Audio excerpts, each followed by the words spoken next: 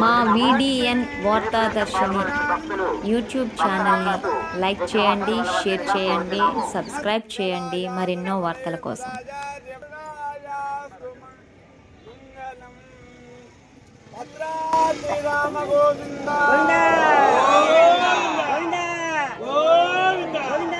కోరుచున్నాము. జై శ్రీరామ్, జై శ్రీరామ్. గిరి ప్రదర్శన కార్యక్రమంలో పాల్గొనవలసిన భక్త గిరి ప్రదర్శన కార్యక్రమం మొదలవుతుంది.